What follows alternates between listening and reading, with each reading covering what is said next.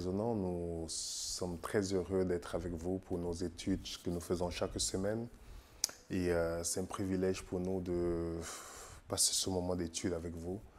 Et nous bénissons l'Éternel pour ce privilège qui nous permet, via les moyens qu'il nous donne, pour pouvoir échanger, étudier, afin que chacun d'entre nous soit indépendant spirituellement. Dans cette série que nous allons faire ensemble, comme vous pouvez voir le titre, Jésus, légende, fou ou un menteur. Parce que nous savons que nous vivons dans un monde du christianisme où il y a plusieurs Jésus. Plusieurs Jésus. Nous avons le Jésus des témoins Jéhovah. Nous avons Jésus des Mormons. Nous avons le Jésus des musulmans, des catholiques aussi. Nous avons Jésus des charismatiques, Jésus du New Age. Et nous avons aussi la perception de Jésus qui est présente aujourd'hui dans beaucoup de christianisme où on nous décrit un Jésus avec les yeux bleus. Est-ce que c'est réel, la réalité? Est-ce important aussi aujourd'hui? Donc, c'est pourquoi nous allons ensemble pouvoir couvrir ces points ensemble. Aujourd'hui, nous allons nous attarder sur est-ce que c'est un mythe, l'historicité derrière. On va survoler et terminer avec une preuve marquante, une preuve qui m'a touché pour que je comprenne réellement, intellectuellement, comme dans mon expérience, par la grâce de Dieu, que je vois réellement la personne de Jésus-Christ. Nous allons prier et on va entrer dans notre sujet. Notre Père, merci pour ce moment, merci pour ta bonté, merci pour ta grâce. Au nom de Jésus, Amen. Donc nous disons bonjour à ceux qui nous rejoignent, bonjour, bonsoir, dépendamment où vous êtes. Et aujourd'hui, comme nous sommes beaucoup plus dans un déplacement, les questions, nous allons les répondre sur les commentaires. Et donc, n'hésitez pas, s'il y a une question sur le sujet qui n'est pas clair, vous mettez sur le commentaire. Le document, vous allez voir, j'ai mis les textes sur les documents pour que vous puissiez utiliser chez vous, partager autour de vous, étudier vous-même pour que vous soyez indépendant vous-même, parce que notre but, c'est pas que nous venez raisonner, on n'est pas là pour former des followers, dans les gens qui vont suivre toute la vie, mais c'est pour former des leaders qui seront indépendants de nous. Et c'est ça, un principe, le mandat du vrai christianisme. Ne pas amener des gens à suivre des hommes, mais à suivre Jésus-Christ seul.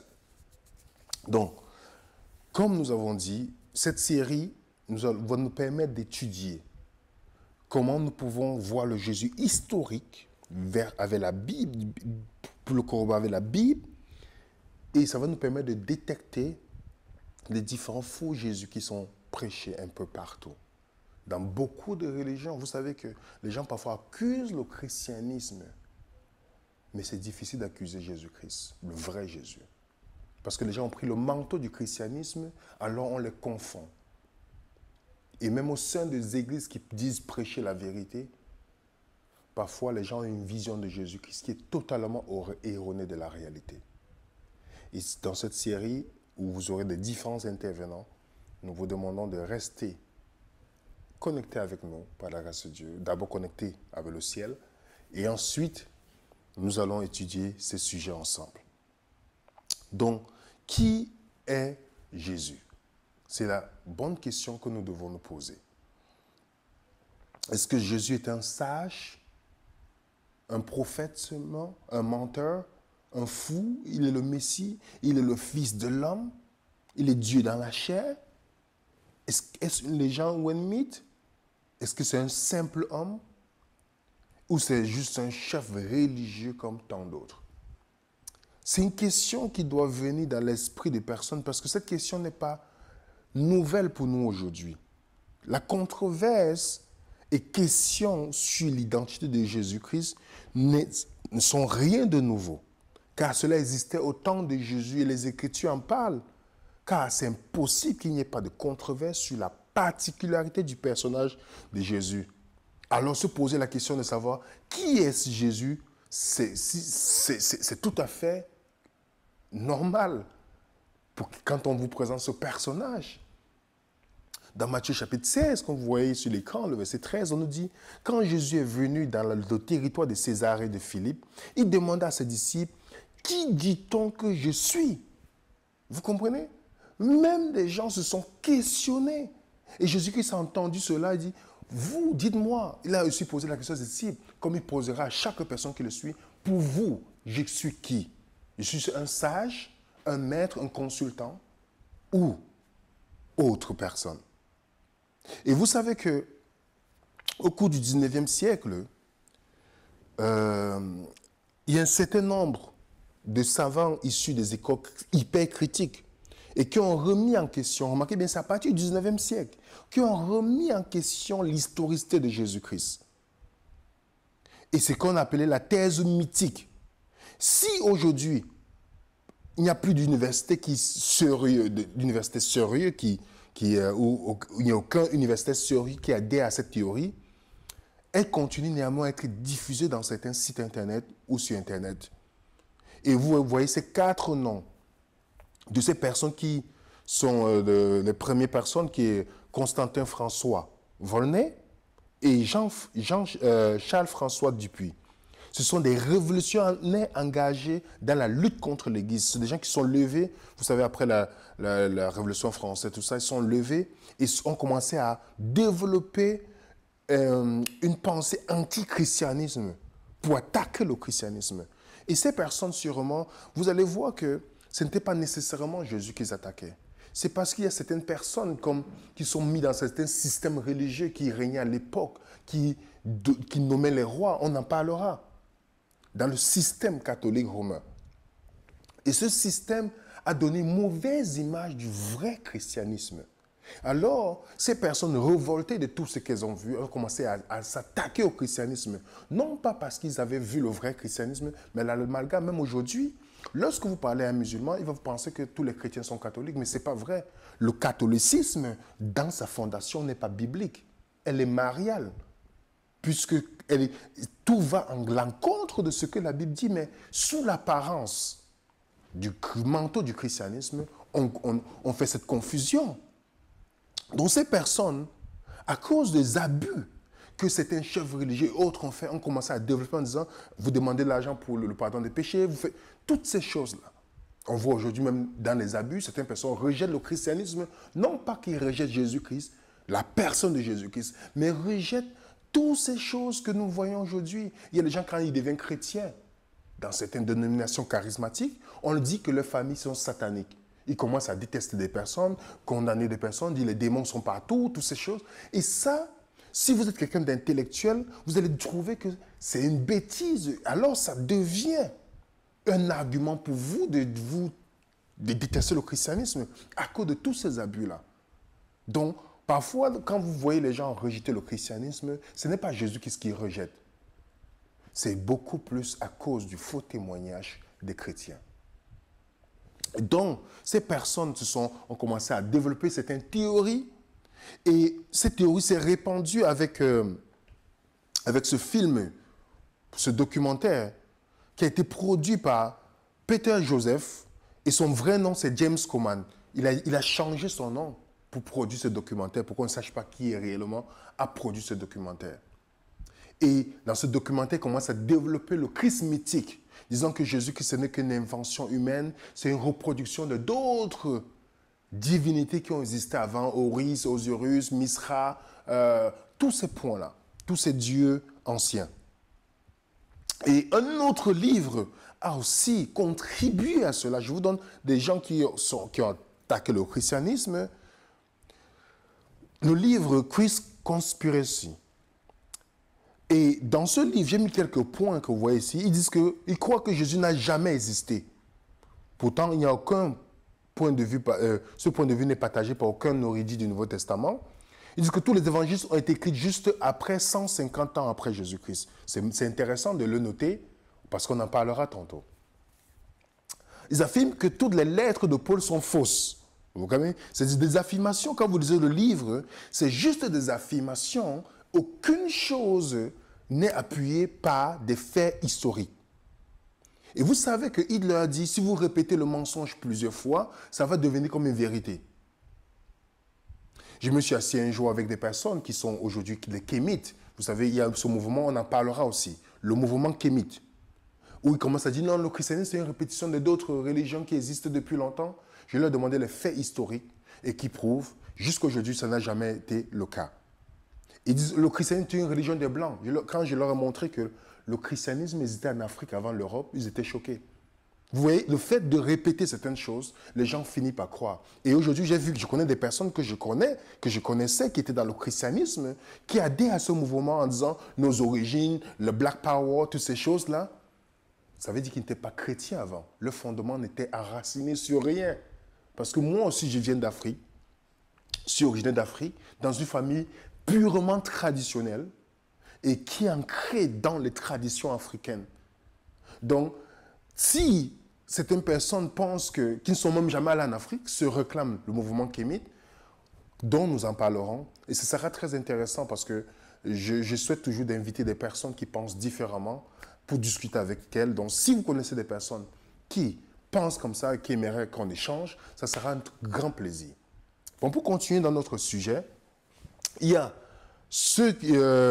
donc, elle a inventé certaines choses, par exemple l'histoire de Lazare, disant que c'est une histoire qui sort d'une source égyptienne, ce qui n'est pas vrai. Et aussi, elle cite que Hitler disait que c'était sa conviction chrétienne qui l'ont amené à tenter d'exterminer les Juifs. Hitler n'était pas chrétien. Pas parce qu'il a corroboré avec certains chefs religieux catholiques que ça veut dire qu'il était chrétien.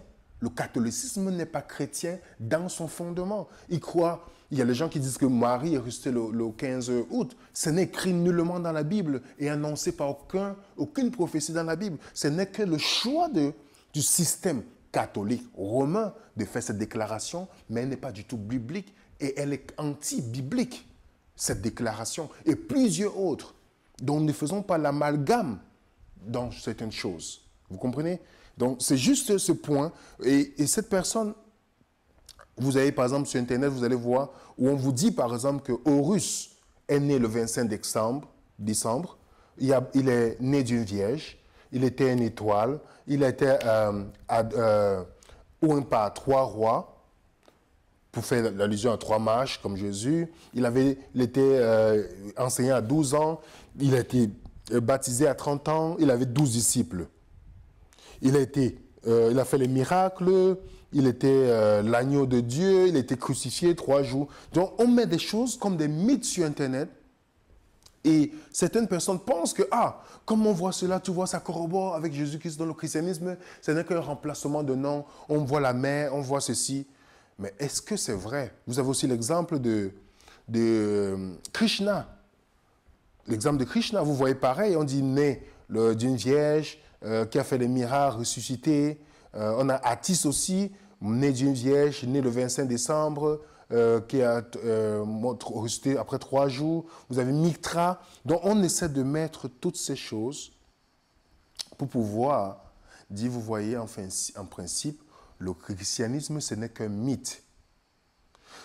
Déjà, nous savons que Horus est né d'Isis. Tu vois? Et pas de Marie. Isis n'était pas vierge dans l'histoire. Il n'était pas vierge et a conçu Horus avec Osiris.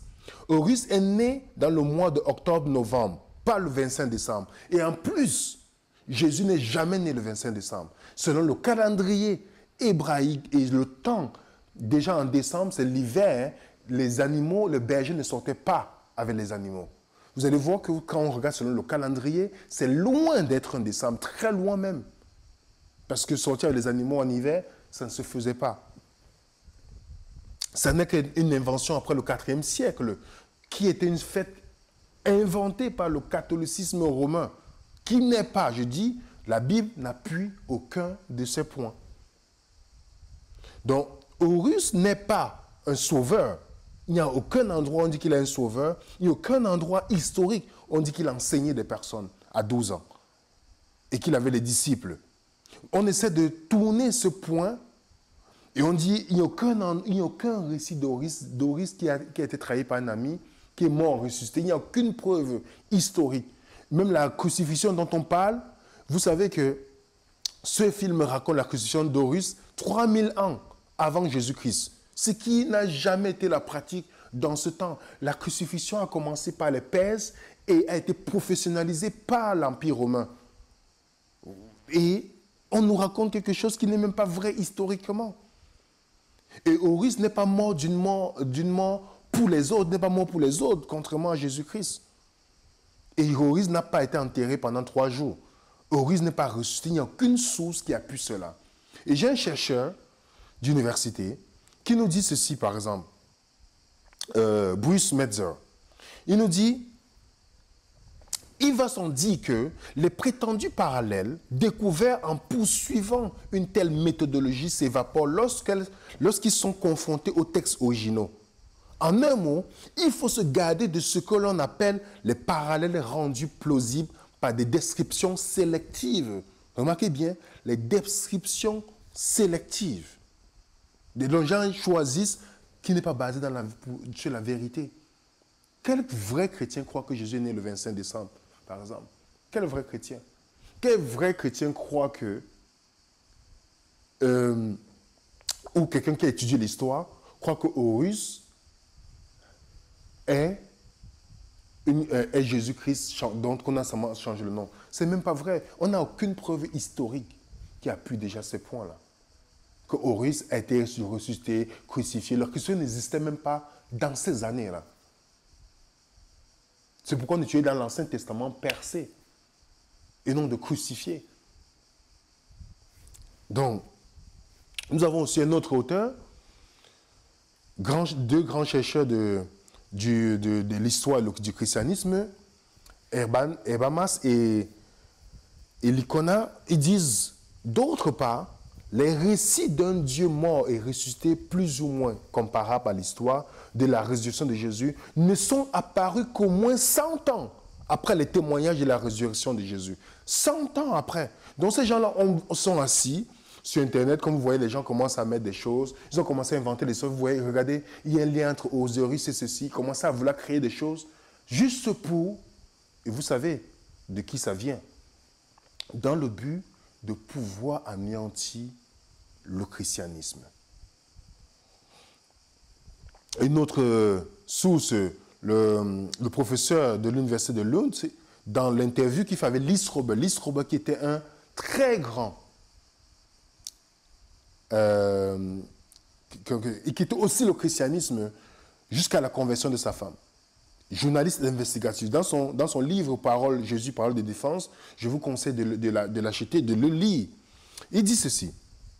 C'est le professeur dans l'interview qui fait le professeur, il dit « L'opinion majoritaire pratiquement universelle chez les intellectuels modernes est qu'aucun récit de Dieu mourant et se relevant d'entre les morts n'a précédé, comprenez bien, n'a précédé le christianisme. Ils sont tous postérieurs au 1er siècle. Donc, toutes les légendes que les gens ont voulu créer, ce n'est que venu après le christianisme pour créer l'amalgame, pour créer la confusion. Mais ça n'a jamais été avant le christianisme. Donc, et Bruce, de New Testament Document, il dit, si certains se plaisent à élaborer les théories sur un Christ mythique, ils ne peuvent en tout cas pas le faire sur la base des preuves historiques. L'historicité du Christ est aussi évidente pour l'historien impartial que celle de Jules César. Ce ne sont pas, certes, pas des historiens qui propagent les théories du Christ mythique. Un vrai historien ne peut pas s'asseoir et propager cela. Il n'y a que des gens, quand vous partez sur Internet, ce n'est pas des historiens, ils font des photos, on a l'impression, on appelle ça des mèmes, on a l'impression que c'est vrai, on met des photos, on met des titres, et les gens pensent que c'est vrai. Mais aucun vrai historien ne propage ces choses-là parce que l'évidence de Jésus-Christ, historique, n'a jamais fait un doute jusqu'au 19e siècle par cette personne dont je vous ai cité. Donc, on va poser un postulat. Posons-nous la question. Comment peut-on distinguer un personnage mythique d'une personne réelle? Par exemple, quelle preuve convaincante que les historiens ont qui prouvent qu'Alexandre le Grand existait? Y a-t-il une preuve aussi en faveur de Jésus-Christ? Alexandre et Jésus-Christ sont deux représentants comme les leaders charismatiques. Tous les deux ont supposé eu une brève carrière parce que chacun mourant au début de la trentaine. Jésus est connu comme un homme de paix qui conquérait par l'amour. Alexandre comme un homme de guerre qui a conquis par l'épée. En 336, Alexandre le Grand est devenu roi de la Macédoine. Et l'histoire d'Alexandre le Grand provient de 5 sources, comprenez bien, 5 sources antiques, écrites 300 ans ou plus après sa mort. Remarquez bien, regardez le laps de temps, 300 ans. Quand vous étudiez l'histoire du christianisme, les gens qui écrivent l'histoire de Jésus étaient ses contemporains, c'était les sources directes, contrairement à Alexandre le Grand. Mais, beaucoup d'entre nous, nous croyons qu'Alexandre le Grand a existé aujourd'hui. Ce n'est aucun doute dans notre esprit. Pourtant, les sources qui prouvent qu'il a existé, c'est 300 ans. Regardez le laps de temps. On pourrait dire un mythe. Pourquoi les archéologues, les gens croient qu'Alexandre le Grand existait? Juste à cause de quelque chose archéologique. Et non sur des faits historiques, des témoignages directs. Jules César, pareil. Mais nous croyons Napoléon, pareil. Et si vous regardez dans l'histoire, lisez le livre de Josh McDowell, The New Evidence, vous allez voir qu'il y a plus de preuves de l'existence de Jésus-Christ que de Napoléon, Jules César et d'Alexandre le Grand. Avec les preuves directes. Pourtant, les autres, on a seulement des preuves 300 ans après. Mais nous croyons que ces gens existent. Vous voyez l'incohérence? Déjà, les gens sont basés sur l'archéologie. Et pour Jésus-Christ, nous allons aussi voir, de la même manière, pour déterminer si Jésus réellement existé, il faut qu'on regarde dans l'archéologie. Les récits de l'Ancien, des récits de sources non chrétiennes et des anciens récits de sources chrétiennes et son impact historique. Je vais prendre un exemple simple. Voici un non-croyant qui était croyant avant, qui a laissé la foi. Il se considère agnostique. Ed Badman. Bad Edman, excusez-moi la prononciation. Voilà ce qu'il dit. Il dit, parlant de Jésus, a certainement existé, comme le reconnaissaient pratiquement tous les érudits de l'Antique, qui étaient chrétiens ou non. Donc c'est clair que Christ a réellement existé. Il n'y a pas de doute. Et c'était reconnu. Je vous ai dit, le Christ mythique a commencé seulement au 19e siècle. Tout le monde reconnaissait que Jésus-Christ existait. Et le célèbre journaliste Malcolm Muggeridge, qui était un opposant au christianisme, il ne prend que des opposants au christianisme, et qui est finalement devenu chrétien. Voilà ce que Malcolm Muggeridge déclare, journaliste de la BBC, très grand journaliste. Une certitude s'empare de moi à l'égard de la naissance de Jésus, de son ministère et sa crucifixion. Je pris conscience du fait qu'un homme avait réellement existé, Jésus. Vous lisez son livre incroyable. C'est impressionnant. Je vous dis, c'est des journalistes d'investigation. Et dans sur MSN, c'est une chaîne d'information, ils avaient douté au XXe siècle que le grand prêtre Caïphe n'avait jamais existé, et Ponce Pilate. Et ils se sont rendus compte, ils ont retrouvé les fouilles archéologiques qui confirment l'existence de de ces deux personnages, et qui étaient contemporains de Jésus-Christ. Et nous avons aussi cet historien, William Durand, qui a écrit le livre César et Jésus-Christ. Il fait la comparaison. Et dans son livre, vous voyez qu'il dresse qu'il y a plus de preuves de l'existence de Jésus-Christ que de César, mais nous croyons que César existait. Et voilà ce qu'il dit. William Durand, un historien de l'histoire mondiale, remarque qu'aucun juif Il dit bien, aucun juif, ni gentil, du premier siècle n'a jamais nié l'existence de Jésus. Aucun n'a jamais nié l'existence de Jésus-Christ. Et Sanders, dans son livre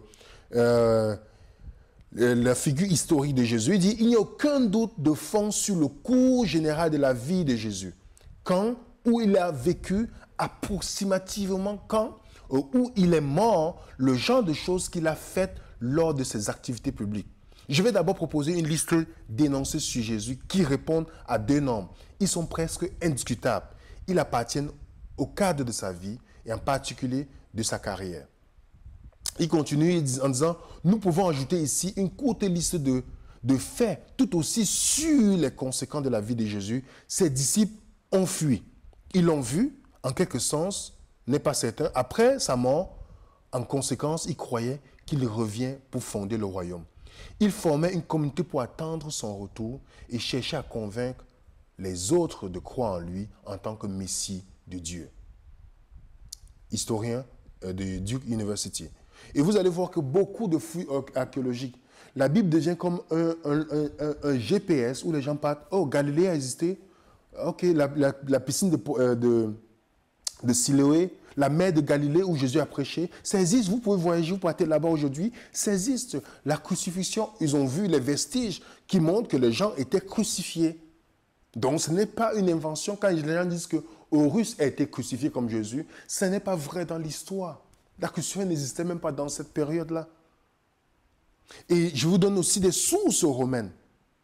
Des sources romaines. Par exemple, Suétone, Vie de Néron, la page 16, nous raconte que on livre au supplice les chrétiens, sorte de gens à donner à une superstition nouvelle et dangereuse. C'est Suétone qui dit, dans l'histoire de Néron. Une autre source romaine, Tacite nous dit, mais aucun moyen humain, ni les largesses du prince, ni les cérémonies pour apaiser les dieux ne faisaient céder l'opinion infâme d'après laquelle l'incendie avait été ordonné par Néron. Parce que Néron avait créé les incendies et l'a mis sur le nom des chrétiens pour trouver le prétexte pour tuer les chrétiens. En conséquence, pour étouffer la rumeur, Néron produisait comme inculpé et livra au tourment les plus raffinés des gens, détestés pour leur turpitude et que la foule appelait chrétiens. Remarquez bien, on reconnaissait les chrétiens dans cette période-là. Ce nom-là vient de Christ, que sous le principat de Tibère, remarquez bien, il raconte exactement, principat de Tibère, le procurateur Ponce Pilate avait livré au supplice. C'est pas ça, il ne parle pas ce que la Bible dit. Réprimer sur le moment cette exécrable superstition faisait de nouveau éruption, non seulement en Judée, berceau du mal, remarquez bien, mais encore à Rome, où tout ce qu'il y a d'affreux ou d'honteux dans le monde converge et se répand. On commença donc par poursuivre ceux qui avouaient, puis on leur dénonçait. Une multitude immense, il fut reconnu coupable. Les chrétiens étaient persécutés. Moins du crime d'incendie qu'en d'une multitude immense. Il fut du crime d'incendie qu'en raison de leur haine pour le genre humain. À leur exécution, on ajouta des dérisions, on les couvrait de peau de bête pour qu'ils périssent sous les morsures des chiens ou les attachait à des croix pour que, après la chute du jour, utilisés comme des torches nocturnes, on les brûlait, quoi. Ils fussent consumés. Néron avait offert des jardins pour ce spectacle. Il donnait des jeux de cigues et se mêlait à la plèbe en tenue d'orige, ou debout sur la chair, sur un char. Aussi, bien que ces hommes fussent coupables et eussent mérité les dernières rigueurs, aussi rigueur soulevait-il la compassion à la pensée que ce n'était pas dans l'intérêt, mais dans la cruauté d'un seul qu'ils étaient sacrifiés. Reconnu par Tacite. Tacite, historien connu grec, romain, nous raconte exactement. Jésus a été crucifié sur quel? On parle de Tibère, on parle de Ponce Pilate. qui était procureur dans ce moment-là, il raconte exactement, les chrétiens, vous savez, le christianisme a commencé aussi à prendre et sort à Rome, et il raconte comment le christianisme a eu l'impact et on a commencé à persécuter les chrétiens. Ça, c'est les sources historiques à la Bible. On a l'impression qu'on lisait la Bible là. Nous avons aussi cet historien, Marabar Sérapion, qui dit « À quoi a-t-il servi les Samiens pour brûler Pythagore, puisque le pays a été entièrement enseveli sous le feu en un instant? Ou bien, qu'est-ce qui a aidé les Juifs à tuer leur roi sage, puisque le royaume leur a été enlevé à partir de ce moment? » Remarquez bien, vous voyez ça? Le roi sage n'est pas non plus à cause de la nouvelle loi qu'il a donnée. Donc, Jésus-Christ a été tué, c'est pas, le roi sage, il dit, par les Juifs. Il le reconnaît. C'est un historien, source non juive. Et lorsque nous partons dans les sources juives, nous avons par exemple, ici dans le récit de Flavius Joseph, historien connu de l'Antiquité judaïque, il dit « Anan convoqua une assemblée de juges et fit amener le nommé Jacques, frère de Jésus, dit le Christ. » Est-ce que Jésus n'avait pas un frère qui était Jacques? Voilà ce qui est confirmé par un historien. Quelques autres les accusaient d'avoir transgressé la loi et les livraient à la lapidation. Mon frère, allez vérifier, vous allez voir. Vous avez l'impression vous êtes en train de lire la Bible. Il y a plusieurs choses que Joseph Flavius dit qui confirment le christianisme. Nous avons même aussi le Talmud du Sanhédrin, qui est le livre que les Juifs utilisent, qui confirme. Quel est l'intérêt des Juifs de confirmer l'existence de Jésus-Christ? Voilà le Talmud du Sanhédrin qui nous dit, à la veille de la Pâque, Yeshua a été pendu ou crucifié. Depuis, rien n'a été rapporté à sa faveur. Il a été pendu à la veille de la Pâque. Les amis, qu'est-ce que nous voyons ici? Et ce n'est pas vrai. Jésus c'était pas la Pâque. Nous sommes ici dans les sources non chrétiennes. Si on finit là, vous avez dit, quand on vous lit cette histoire, vous allez dire, mais c'est la Bible. Mais c'est les auteurs historiens et qui n'étaient pas des chrétiens. Vous voyez la puissance du christianisme? Ce n'est pas seulement basé sur l'émotion, non. D'une manière raisonnée, historique, on a les preuves. On a des sources de l'existence. Ce n'est pas comme une seule personne qui va rester en Arabie Saoudite et dit « j'ai créé une nouvelle religion ». Et on n'a pas de preuves sur son existence. Jésus-Christ, tout le christianisme, on a tous les vestiges historiques. Et si j'ai pris un auteur qui nous dit « ces sources antiques non chrétiennes fournissent des faits suivants sur Jésus-Christ ». Jésus était de Nazareth. Remarquez, si on regroupe. Jésus a vécu une vie sage et vertueuse. Jésus-Christ fut crucifié en Judée sous Ponce Pilate pendant le règne de César, de Tibère. C'est vrai. Au moment de la Pâque, étant considéré comme le roi des Juifs. Les disciples de Jésus ont cru qu'il était mort et ressuscité des morts 3 jours plus tard. Les ennemis de Jésus reconnaissaient qu'il avait accompli des actes extraordinaires. Les disciples de Jésus s'est multipliés rapidement et s'est répandus à Rome. Et les disciples de Jésus vivaient une vie morale et adoraient Christ comme Dieu. Historiquement, tous ces histoires, quand vous regroupez, vous avez la vie de Jésus-Christ hors de la Bible. Donc, est-ce que c'est une folie de dire que Jésus-Christ existait? La question qu'on doit se poser, si ces personnes existaient, il faut que j'apprenne à le connaître. Qui est cette personne, ce personnage? Je vais continuer. Je vous demande d'être patient jusqu'à la fin. Parce qu'on a des points qu'on va voir qui nous confirment encore que ces personnages méritent notre attention. Les revendications de Jésus-Christ font de lui quoi? Un fou. Parce que quand on comprend l'historicité de Jésus-Christ et qu'on lit maintenant ce que Jésus-Christ a dit, on peut dire soit il est un fou, soit c'est un menteur manipulateur, ou c'est le Messie et le Fils de Dieu. Ça, c'est les trois catégories. Trois catégories. Si vous savez que j'ai existé historiquement et que vous partez maintenant regarder ces revendications et ce que Jésus a dit. Regardez est-ce qu'on peut dire que Jésus-Christ est un fou? Dans Marc chapitre 3, j'ai remarqué un point qui était très intéressant, c'est que les parents de Jésus, ayant appris ce qui se passait, vinrent pour se saisir de lui, disant, il est hors de sens. Relisez bien le contexte. Il est hors de sens. Et même les pharisiens disaient, Jésus-Christ était possédé de Belzébuth. Mais la question qu'on doit se poser, est-ce qu'un fou agit, les fous agissent comme Jésus agit? Avez-vous vu un fou qui enseignait, aimez-vous les uns les autres? Si on te frappe sur la joue droite, présente la joue gauche, rendez à César ce qui est à César et à Dieu ce qui est à Dieu. À chaque jour suffit sa peine. Il y a plus de bonheur à donner qu'à recevoir. Tout ce que vous voulez que les hommes fassent pour vous, faites de même pour eux. Ces paroles ne concordent pas avec celles d'un fou. De même, selon la mémoire sociale de l'époque de Jésus, Jésus a démontré une grande intelligence dans les controverses suscitées par ses adversaires. Il réduisait au silence même les antagonistes.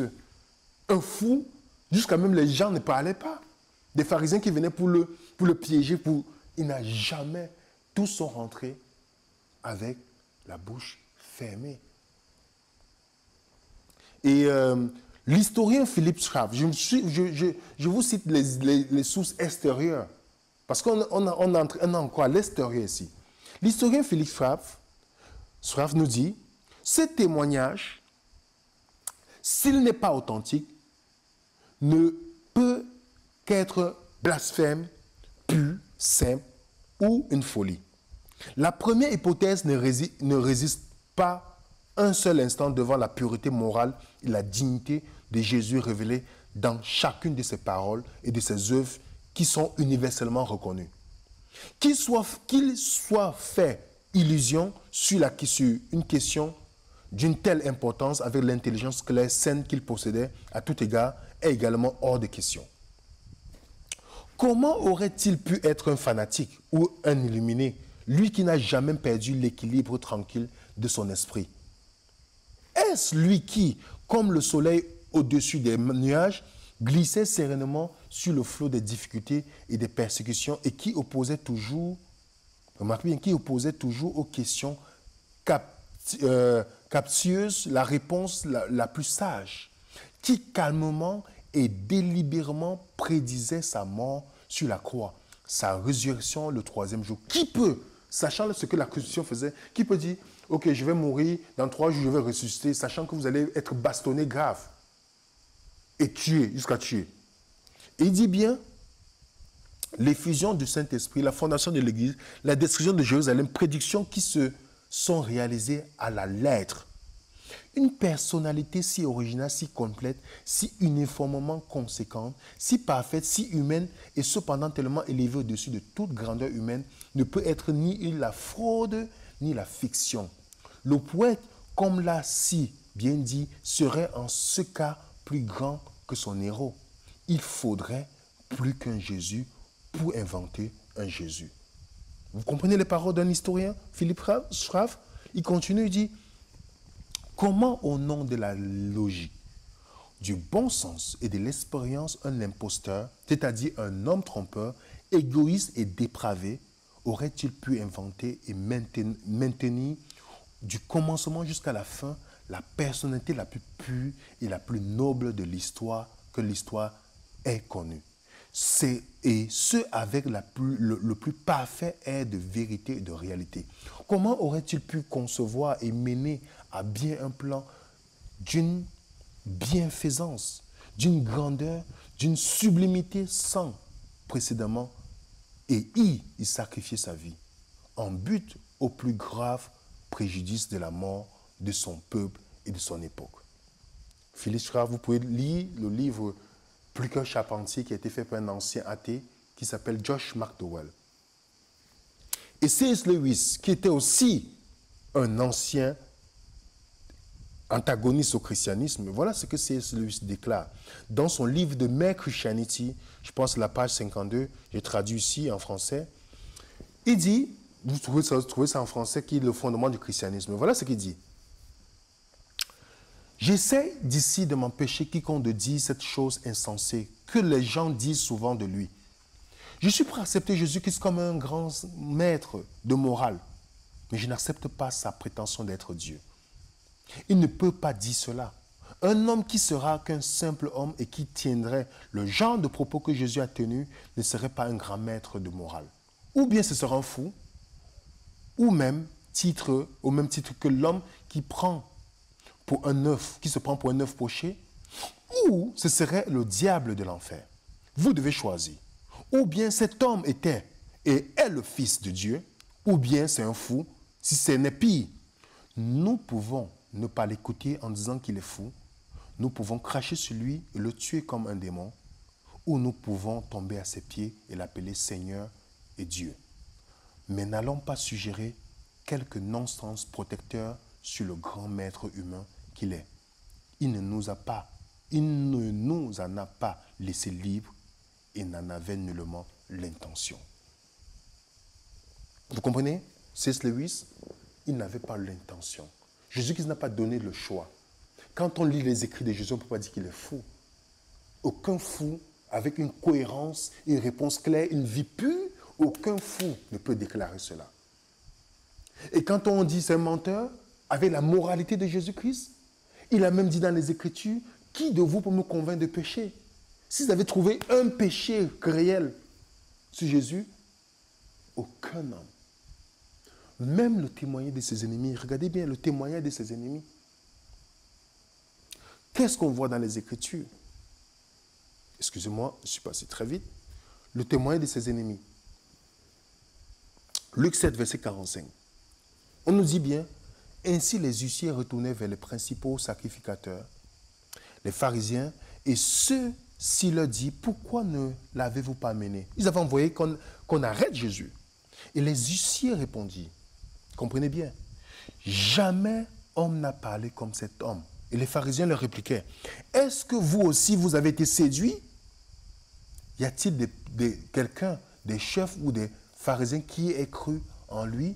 On envoie des personnes pour arrêter Jésus-Christ. Ils arrivent, ils écoutent Jésus, ils disent, mais personne n'a jamais parlé comme cet homme. Personne. Pourquoi? Parce que personne n'a jamais vécu comme lui. Même sur la croix, le cendenier dit, cet homme était le Fils de Dieu. Matthieu 27, verset 54. Même les démons, Marc 1, verset 23 à 25, ils ont reconnu en disant, pourquoi tu viens nous perturber, toi le Saint de Dieu? Le témoignage de ses ennemis sont nombreux. Et les témoignages de ses ennemis, c'était toujours en faveur de Jésus-Christ. Cet historien nous dit par exemple, Jaroslav Pelikan nous dit, Jésus-Christ à travers les siècles, il dit Jésus-Christ de Nazareth a été pendant près de 20 siècles la figure dominante de l'histoire de la culture occidentale. Indépendamment de ce que chacun peut penser ou croire à son sujet, sa naissance marque le début du calendrier de la plus grande partie de l'humanité. C'est par et sur son nom que Dieu est pris des millions d'hommes. Et quand vous lisez dans son livre, il dit, mais comment est-ce que si un homme n'a jamais existé, comment c'est possible qu'on dit après Jésus-Christ et avant Jésus-Christ la date? Pourquoi on n'a pas dit après Napoléon, après César, après Alexandre, après Horus, après Osiris, après tout ce que vous pouvez compter? Pourquoi? Parce que cet homme est la figure centrale du monde entier. Tout est centré sur Jésus-Christ. Et Norman Geisler dit, Christ est absolument unique parmi tout ce qui ait jamais vécu. Il est unique dans sa nature surnaturelle. Vous comprenez? Dans son caractère superlatif, dans sa vie et ses enseignements. Aucun autre enseignant n'a prétendu être Dieu. Même lorsque les adeptes de quelques prophètes déifièrent le professeur, il n'y a aucune preuve donnée pour leur revendication qui peut être comparée à l'accomplissement de la prophétie.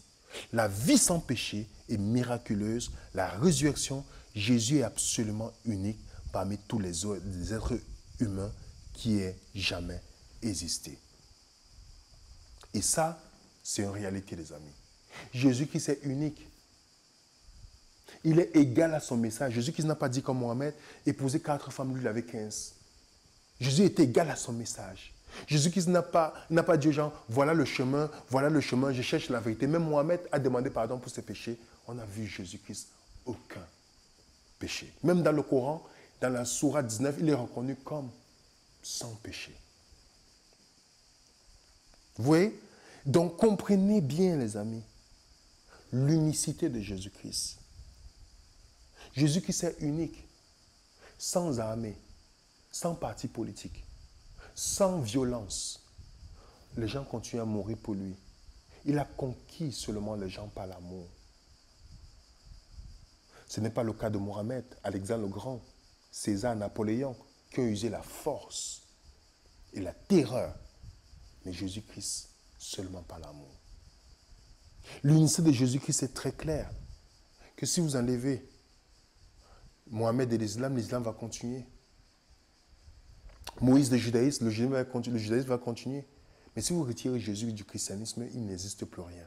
Parce que le christianisme n'est pas un enseignement, c'est une personne. C'est une personne. Mohamed a dit, il cherchait la vérité, il pointe la vérité. Bouddha cherchait la vérité. Toutes ces personnes cherchaient la vérité, mais Jésus qui dit, je suis la vérité et la vie. Ça, c'est une prétention énorme. Il ne dit pas, je suis l'un des chemins, je suis le chemin. Punto, la vérité absolue.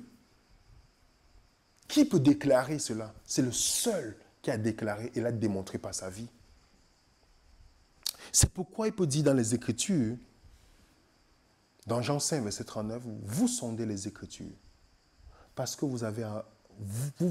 parce que vous pouvez avoir en elles la vie éternelle, mais ce sont elles qui rendent témoignage de moi. Jésus-Christ est en train de dire une chose ici, incroyable. Vous vous rendez compte? Il dit à des personnes qui étudient, il dit, ces Écritures que vous lisez, ça rend témoignage de moi. Ça, c'est quelle audace! Ce qui ferait que, c'est ce que nous allons faire maintenant pour terminer. Soyez attentifs, les amis. Ce qui ferait que ça devait être une preuve où dit, comment je peux voir Jésus dans la Bible? S'il ne le voit pas, ça veut dire que ce qu'il dit, c'est faux. Est-ce que vous comprenez? Dans Luc 24, vous connaissez Luc 24. Voilà ce qu'on dit. Alors Jésus leur dit, oh, il parle à ses disciples qu'il n'avait pas reconnu. Oh, homme sans intelligence, dont le cœur est lent à croire tout ce qu'ont dit les prophètes. Commençant par Moïse et par tous les prophètes, il leur expliqua dans toutes les Écritures ce qui le concernait. Il se dit l'un et l'autre, notre cœur ne brûlait-il pas au-dedans de nous lorsqu'il nous parlait en chemin et nous expliquait les Écritures? Puis il leur dit, c'est là que je vous disais lorsque j'étais encore avec vous, qu'il fallait qu'accomplisse tout ce qui est écrit de moi dans la loi de Moïse, dans les prophètes et dans les psaumes. Alors, il ouvrit leur esprit, afin qu'ils comprennent les Écritures. Vous comprenez, mes frères et sœurs? Vous comprenez? Ça, c'est la prophétie messianique. De plus de 300 prophéties. Cette prophétie messianique a étonné les plus grands savants de ce monde. Blaise Pascal, Josh McDowell, Ravi Zacharias, beaucoup de personnes qui étaient étonnées en disant, mais comment un homme a pu accomplir ces prophéties? Par exemple, Blaise Pascal, voilà ce qu'il déclare. Blaise Pascal, il dit, la plus grande preuve des preuves de Jésus-Christ est les prophéties. Vous comprenez? Les prophéties. Selon lui, les prophéties représentent un miracle subsistant. Je dis bien subsistant. Et cette partie, je vous dis, quand je suis devenu chrétien, c'est l'une des raisons pour laquelle j'avais des faits historiques, parce que quand je suis devenu, j'ai commencé à accepter le christianisme, j'ai voulu regarder les faits historiques d'abord. Et l'une des choses qui m'a convaincu, c'est de voir Jésus-Christ dans la Bible. Je ne vais pas partager tout cela aujourd'hui. Je ne vais pas partager tout cela avec vous aujourd'hui. Mais je vais essayer, par la grâce de Dieu, de vous donner quelques indices sur les différents personnages. Pour ceux qui avaient reçu un PowerPoint là-dessus, je vais vous renvoyer comment Jésus-Christ, on voit la vie de Jésus-Christ dans tous les hommes que Dieu a utilisés. Et beaucoup d'histoires. On peut passer des nuits et des nuits à le faire. Mais nous allons commencer par Jésus-Christ et Adam. Jésus-Christ et Adam. Jésus-Christ et Adam. Nous savons que dans la Bible, on dit que, j'ai mis les références bibliques pour vous, pour que vous puissiez regarder. Jésus-Christ est appelé le dernier Adam. Pourtant, Adam, c'était le premier Adam. Vous vous rappelez, le premier Adam a échoué, le deuxième a gagné. Le premier Adam a été endormi un vendredi. On a percé sa côte pour son épouse qui est Ève. Le dernier Adam, Jésus-Christ, a été endormi aussi un vendredi. On a percé sa côte pour qui l'Église. Vous savez ça, n'est-ce pas? Le premier Adam a été tenté par la petite. Le dernier Adam a été tenté par la petite. Est-ce que vous voyez le lien? On peut encore aller dans les détails. Nous avons l'exemple de Jésus et Abel. Vous savez vous-même que, comme Abel était la première personne à mourir dans la Bible, il était le bon berger, comme Jésus est le bon berger. Et la première fois dont on parle de sang dans la Bible, on parle du sang d'Abel qui crie comme le sang de Jésus-Christ, qui est le sang de la nouvelle alliance. Et vous savez que la même manière, quand on dit le sang, on parle du sang, j'ai parlé tout à l'heure, vous savez que pourquoi Abel a été tué? Il a été tué par qui? Par Caïn. Quand vous lisez dans Jean, le livre de Jean, les épîtres, Jean dit bien, Abel a été tué pourquoi? À cause que ses bonnes œuvres ont manifesté que les œuvres de Caïn étaient mauvaises. Caïn est un type de Satan, on dit qu'il vient du malin. Vous allez voir que pourquoi Jésus-Christ est mort? À cause de qui? Vous voyez ça, le lien entre les deux? Vous pouvez aller loin avec ça. Vous avez l'histoire de Seth. On nous avait dit que Seth, c'est la lignée qui a gardé la parole de Dieu. Et on avait vu ensemble que dans la généalogie de Seth, Dieu n'a pas donné la généalogie au hasard. C'est que dans cela, on pouvait retrouver des choses très intéressantes. Très intéressantes. Par exemple, dans les noms ont une signification en hébreu.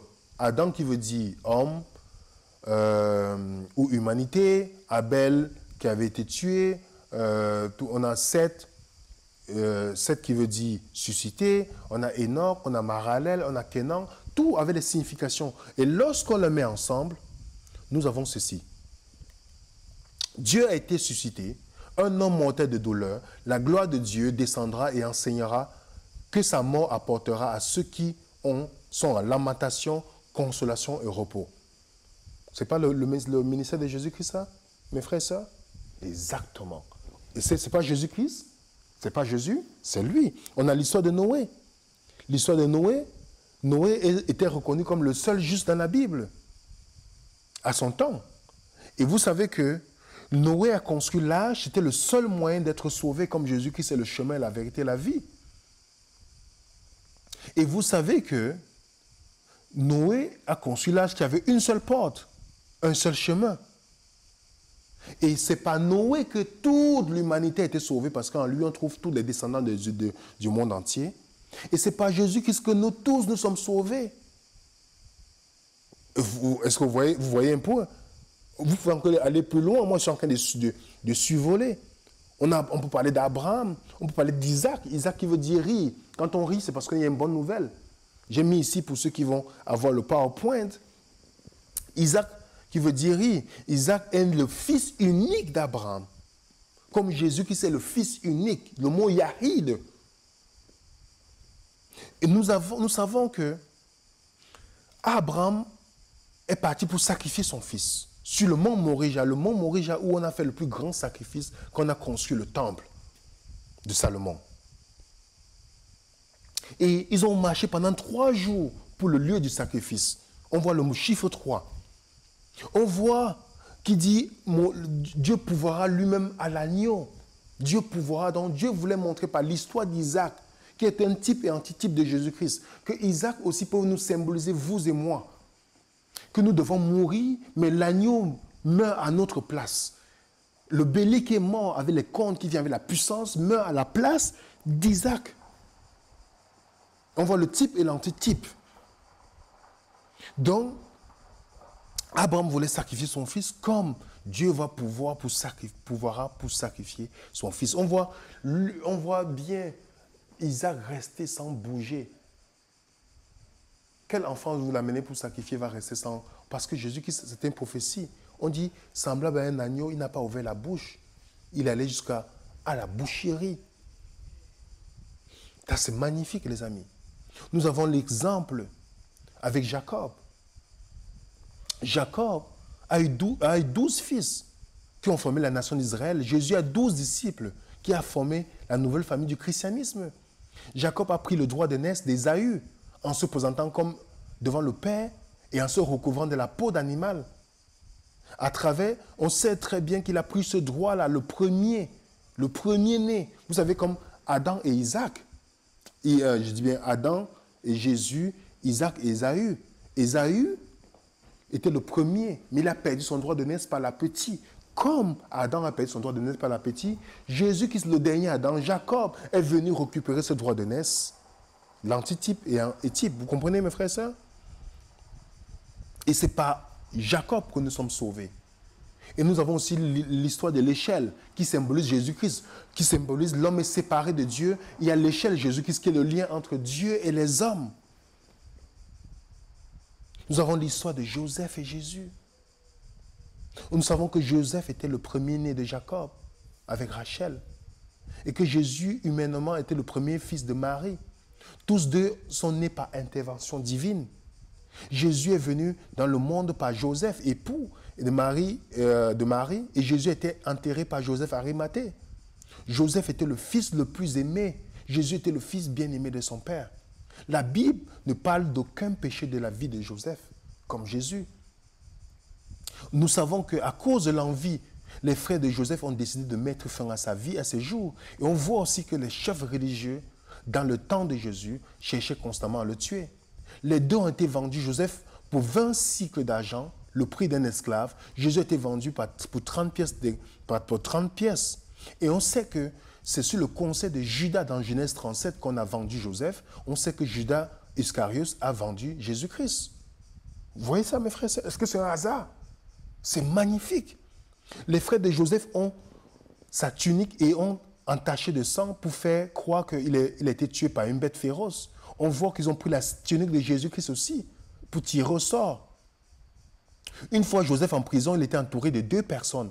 Il a interprété le rêve d'une personne qui sera sauvée et l'autre qui sera perdue. Jésus qui sur la croix, 2 personnes, une personne sauvée, l'autre qui sera perdue. On sait que Potiphar a eu des doutes sur l'accusation envers Joseph, mais il a quand même mis en prison. Pilate avait les doutes sur l'accusation de Jésus-Christ, mais il a quand même condamné. Joseph et Jésus ont été rejetés par leurs frères. Lorsqu'ils sont devenus deuxième personne la plus puissante d'Égypte, et nous savons que Joseph est monté, la deuxième personne la plus puissante d'Égypte, lorsqu'il est sorti de la prison. La prison, c'est un peu comme la mort dans la conception hébraïque. Jésus-Christ, une fois sorti, il est remonté à la droite du Père, prendre la position qu'il avait. Joseph a commencé son rôle de gouverneur à 30 ans. Jésus a commencé son ministère à 30 ans. On voit que Joseph a pardonné ses frères. Jésus-Christ a pardonné ses frères aussi. Nous. On peut voir aussi Joseph et Moïse, Jésus et Moïse. Jésus, tous les deux, sont nés des parents esclaves, mais ils ont grandi sans être esclaves. Les parents de Jésus, esclaves du péché. Les parents de Moïse, esclaves en Égypte. Moïse n'était pas esclave. Les deux ont quitté leurs parents pour grandir en Égypte, tout comme Jésus. Ils ont fait des miracles. Les deux furent transfigurés, leur visage devint lumineux. Les deux ont institué la Pâque. Moïse et Jésus avaient une relation personnelle avec Dieu. Ils parlaient avec Dieu face à face. Moïse trouva refuge en Égypte Alors que Pharaon voulait exterminer les enfants, on voit aussi que de même Jésus-Christ a trouvé refuge en Égypte parce que Hérode voulait exterminer les nouveau-nés. Les deux ont jeûné pendant 40 jours et 40 nuits.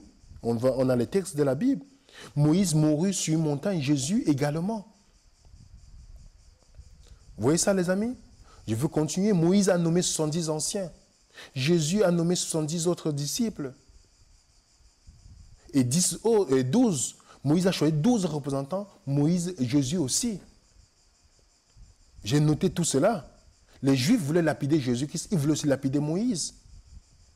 Et vous savez que Moïse a chanté le dernier cantique devant les 12 représentants d'Israël. Il est parti mourir seul. Jésus-Christ, avant de mourir, il a chanté le cantique devant les 12 disciples. Il est parti mourir tout seul. Jésus, Moïse et Josué. Israël, après 400 ans en Égypte, Dieu a envoyé un préparateur pour préparer le peuple pour la terre promise. Comme Malachie, vous voyez qu'entre Malachie et Matthieu, c'est 400 ans qui les séparent. Et Dieu a envoyé qui? Jean-Baptiste pour préparer le peuple pour le Messie promis. Vous savez que tout comme Moïse n'est pas entré dans la terre promise, Jean-Baptiste n'a pas assisté à toute la mission du Messie promis. Donc il y a une transition entre Moïse et Josué. Moïse et Josué étaient au Jourdain comme Jésus et Jean-Baptiste. Jean-Baptiste est mort sans voir le Messie promis. Après le Jourdain, Josué a choisi 12 représentants d'Israël, tout comme Jésus aussi. Une fois après le Jourdain, Josué est monté sur la montagne pour prononcer les 9 bénédictions. Nous savons que, pareil, Jésus, après son baptême, va prononcer les 9 béatitudes. Vous voyez que ce n'est pas magnifique, les amis? Jésus et Samson. Vous savez que Samson est né par la promesse de Dieu. J'ai mis les références. Samson est né nazaréen, comme Jésus aussi était nazaréen. On dit qu'il était nazaréen. Samson n'a mangé aucune chose impure. On dit bien que Jésus-Christ devait être dans ce sens-là aussi. L'enfant Samson a grandi, était béni de Dieu, tout comme Jésus-Christ. Le nom de Samson signifie lumière du soleil. Jésus-Christ est le soleil de justice. Samson a dit des paraboles. Jésus-Christ enseignait en paraboles. Samson était juge pour le peuple de Dieu. Jésus-Christ est aussi juge. Samson a été capturé, frappé par les Philistins. Jésus aussi par les Romains. Samson était appelé juste avant sa mort. Jésus était appelé juste. Samson a été trahi par une femme, tout comme Jésus a été trahi par l'Église, une femme. Samson a tué beaucoup lors de sa mort que son vivant. Jésus a sauvé beaucoup plus par sa mort sur la croix que durant son ministère sur la terre. Et les deux sont morts. Et Jésus est ressuscité. Nous avons David. Le nom de David veut dire bien-aimé. David est né à Bethléem. Vous voyez ça, les amis? Les deux ont lutté contre un géant. Jésus contre Satan et David contre Goliath. On sait que le père de David a envoyé chercher ses frères pour leur apporter du pain.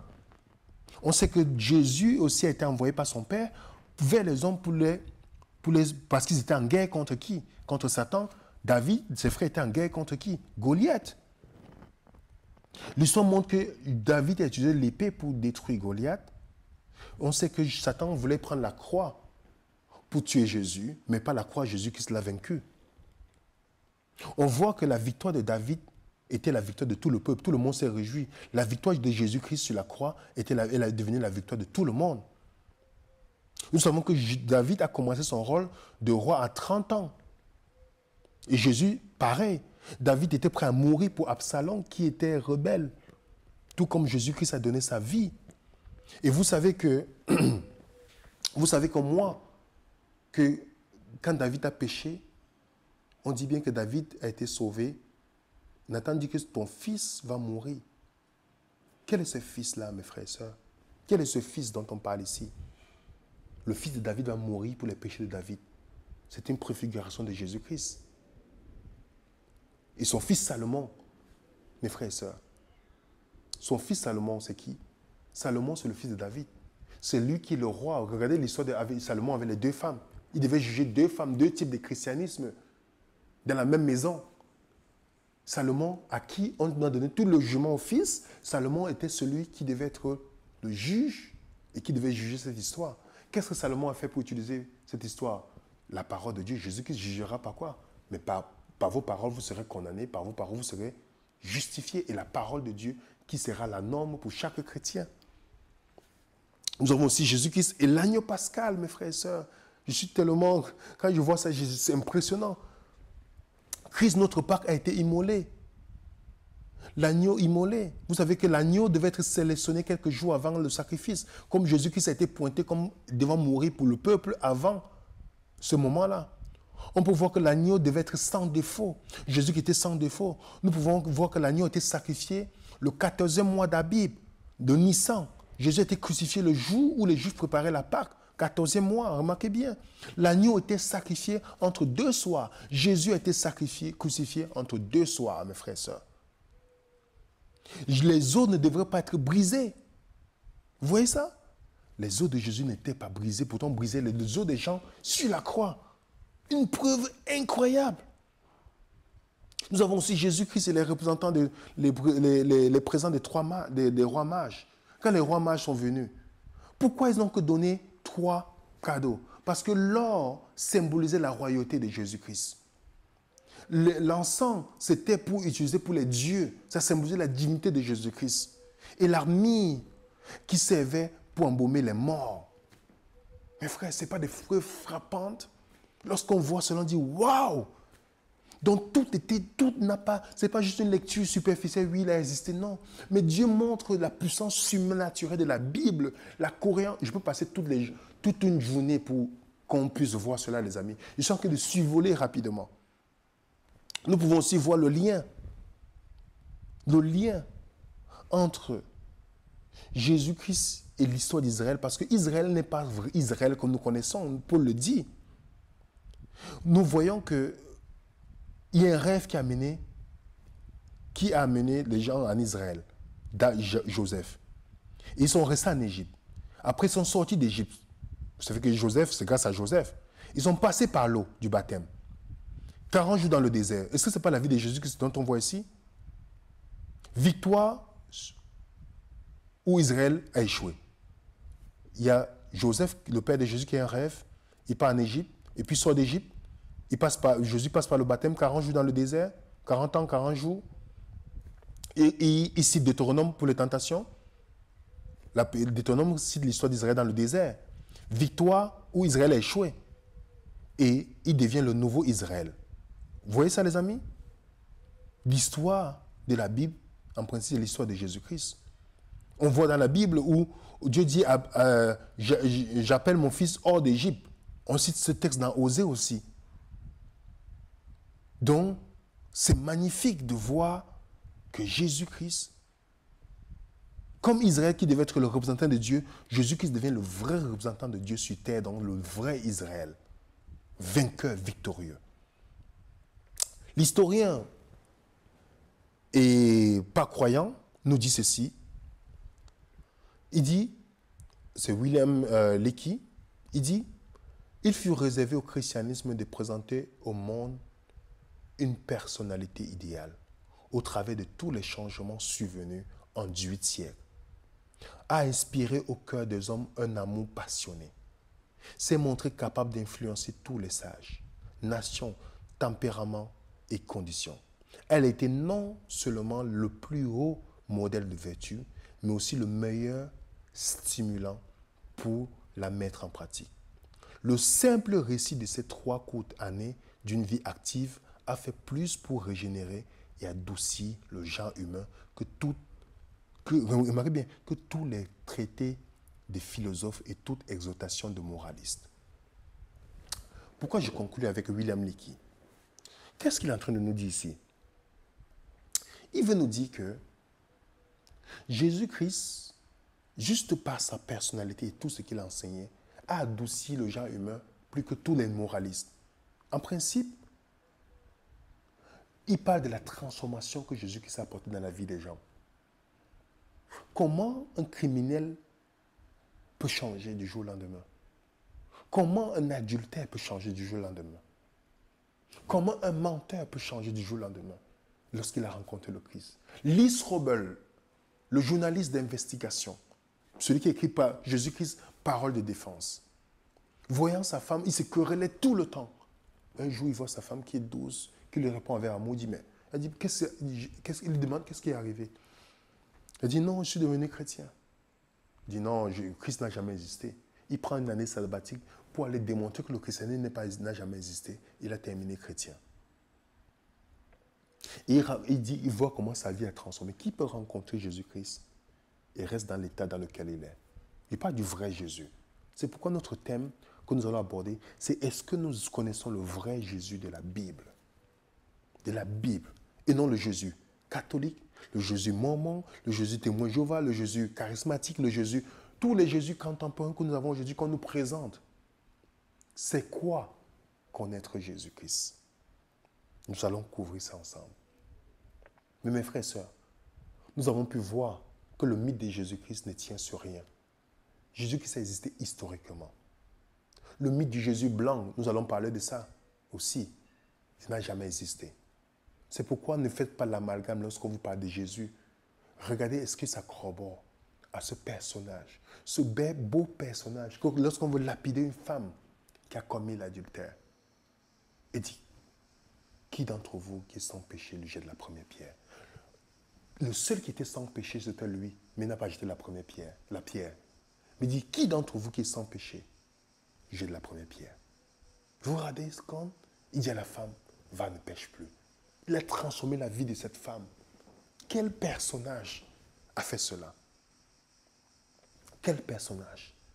Jésus-Christ est en train d'être lapidé. On veut le lapider parce qu'il a dit, avant qu'Abraham ne fût, je suis. Mais il passe, il voit un aveugle, il s'arrête. Jésus-Christ n'a pas peur de sa vie, pour sa vie, mais il a peur de passer sans vous apporter de l'aide. Qui peut fuir pour sa vie, s'arrête pour sauver quelqu'un d'autre? Montrez-moi, les amis. Même dans les avions, on vous dit que si l'avion a des problèmes, vous devez d'abord mettre votre masque avant d'aider quelqu'un d'autre. Mais Jésus-Christ, non. Il pense à l'autre que sa propre vie. Vous vous rendez compte, les amis? Jésus-Christ est unique. Jésus-Christ est unique dans l'histoire de l'humanité. Il est unique. C'est pourquoi vous et moi, nous devons essayer de connaître Jésus-Christ qui est unique. L'histoire le confirme. Et le côté surnaturel de la Bible, c'est de retrouver Jésus-Christ dans chaque histoire de la Bible. Oris ne peut pas produire ça. Aucun ancêtre en Afrique ne pourra produire ça. Aucun, peu importe, vous ne pourrez jamais produire ça. Ça, c'est encore le côté profond. Lorsque j'étudie Jésus-Christ dans la Bible avec des gens qui ne croient pas en Jésus, personne ne reste indifférent. En disant, mais donc si c'est vrai, si on me donne l'histoire de Jésus-Christ et puis je retrouve dans... C'est-à-dire que la Bible n'est pas simplement un livre. C'est plus qu'un livre que nous avons à la main. C'est Jésus-Christ. C'est la personne de Jésus-Christ. Toute l'histoire, vous sondez les Écritures, ces Écritures rendent témoignage de Jésus. Vous savez, si on lit l'Écriture comme les pharisiens, on ne va jamais voir Jésus-Christ. Mais quand on lit pour rencontrer Jésus-Christ, on voit Jésus-Christ dans chaque page de la Bible. Et ça, ce n'est pas inventé par un homme. Ce n'est pas inventé par un homme. Un homme ne peut pas inventer une chose pareille.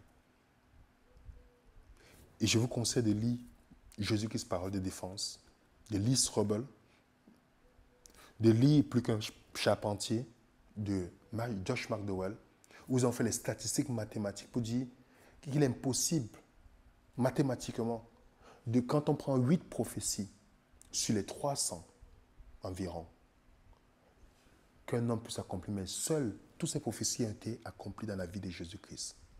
La naissance à Bethléem. Aucun enfant ne dit dans le ventre de sa mère, va m'accoucher à Bethléem. Il est né, la crucifixion, tous ces points dans la vie d'un seul homme. Et Josh McDowell, qui était sceptique, a dit, je ne peux pas être indifférent à cette réalité devant moi. Mes frères et sœurs, Jésus-Christ a existé. Le doute historique, pas du tout. Il n'y a aucun doute, historiquement. Et nous savons que tous ces mythes-là ont été inventés seulement au 19e siècle. Pas des gens, parce que, par abus du christianisme, ont commencé à attaquer le christianisme. Non pas parce qu'ils ont des faits, ils ont commencé à inventer des choses. Mais nous savons que c'est juste l'amalgame. que ces personnes, ils avaient confondu certains systèmes religieux, la religiosité. Vous savez que les plus grands religieux, le meilleur endroit pour se cacher de Dieu, c'est dans la religion. Parce qu'on va dans le fait, on met Dieu de côté dans la relation. Mais Jésus-Christ, rencontrer la personne de Jésus-Christ, transforme la vie. Pas seulement en parole, pas seulement en changeant de vêtements, mais à la vie intérieure. Jésus-Christ n'a jamais fonctionné avec la force, mais avec le pouvoir de l'amour. Et des gens continuent à mourir pour lui aujourd'hui. Pourtant, il n'avait pas d'armée, il n'a jamais forcé quelqu'un à le suivre, il n'a jamais pris l'épée pour quelqu'un, il n'a jamais eu de parti politique, il n'a jamais écrit un livre, mais il y a des livres qui sont écrits sur lui. Il n'a jamais écrit une chanson, mais il y a des cantiques qui sont écrits sur lui. Il n'a jamais eu un parti politique, il n'a jamais eu ceci, mais les gens continuent à mourir pour lui aujourd'hui. Par amour et non pas par peur. Les gens continuent à se donner à lui aujourd'hui. Mes frères et sœurs, nous devons étudier et comprendre le vrai Jésus-Christ. Nous vous donnons rendez-vous pour la prochaine présentation où nous allons parler du Jésus-Christ des témoins Jéhovah. Est-ce que ça corrobore avec Jésus-Christ historique et biblique? Et tous les arguments que les témoins Jéhovah utilisent pour défendre le point de vue de Jésus-Christ, nous allons voir ensemble comment ça peut être détruit facilement dans leur propre livre. Donc je vous demande d'être avec nous à ce moment-là. Et n'oubliez pas que la semaine prochaine, nous aurons la présentation avec Dr Verger sur la santé, la série sur la santé. Et pour aujourd'hui, d'une manière spéciale, nous allons répondre aux questions par clavier. Donc, si vous avez un commentaire, envoyez-nous les commentaires, puisque comme on est en plein bouleversement, on bouge un peu sur certains, dépendamment où on nous invite pour présenter certains sujets. Donc, parfois, on ne bouge pas avec tout le matériel que nous utilisons. Donc, mais n'hésitez pas à nous envoyer vos questions. Nous allons, dans ce live, direct en première, nous allons répondre à vos questions. Donc, merci encore pour votre fidélité. Merci de nous soutenir par vos prières, pour ceux qui pensent à nous, qui nous encouragent, qui prient pour nous. Merci. Merci aussi de nous faire honneur de pouvoir partager avec ces moments avec nous. Et n'hésitez pas de continuer à nous contacter. Nous allons répondre à vos questions, ceux qui n'ont pas encore eu des réponses, parce qu'on reçoit tellement de questions. Et pour notre application, on vous fera une surprise, par la grâce de Dieu, bientôt. Parce qu'on a refait, parce que je vous dis, notre application a été attaquée par des personnes qui se disent chrétiennes, mais nous avons, par la grâce de Dieu, avec le soutien de plusieurs personnes, mis en place une nouvelle application que vous serez obligé de retélécharger. Et la version Android sera bientôt, par la grâce de Dieu, après la version, pour ceux qui ont les Apple, ils auront la version après. Et il y a beaucoup de surprises dans cette application. Et merci encore pour ceux qui nous ont soutenus et pour ceux qui continuent à nous soutenir pour cela. Et merci pour vos prières. Donc, c'était un plaisir d'être avec vous. Nous avons dépassé largement le temps parce que généralement, on n'aime pas arriver très loin. On est à 1 heure et quelques. En tout cas, merci beaucoup pour votre patience.